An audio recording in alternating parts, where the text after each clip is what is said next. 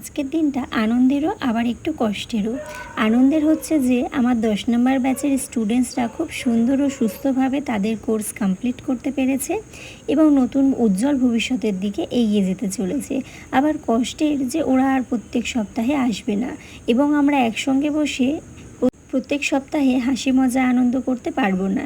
সেটি হবে তবে অন্যান্য স্টুডেন্টসদের সঙ্গে, অন্যান্য ব্যাচের সঙ্গে।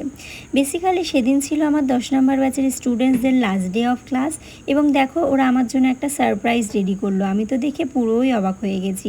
এরকমটা হয় তবে সেটা সার্টিফিকেশান ডের দিন হয়, কিন্তু আমার এই ব্যাচের স্টুডেন্টসরা দেখো শেষ দিনটাকেই কত সুন্দরভাবে উদযাপন করলো।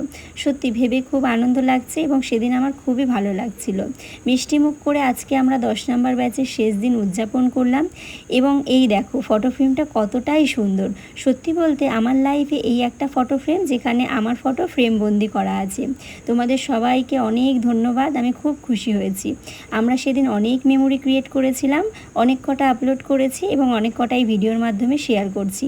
এইভাবে অনেক ব্যাচ আসবে যাবে, তবে তোমাদের সঙ্গে কাটানো মুহূর্ত সারা জীবন মনে থাকবে। তোমরা সবাই ভালো থেকো, সুস্থ থেকো, অনেক প্র্যাকটিস করো এবং অনেক ভালো কাজ করো, অনেক এগিয়ে যাও। আমি সবসময় তোমাদের পাশে আছি এবং থাকবো এবং তোমরাও আমাকে সবসময় মনে রেখো, এটাই চাইবো। দেখা হচ্ছে ফাইনাল এক্সামে। টাটা।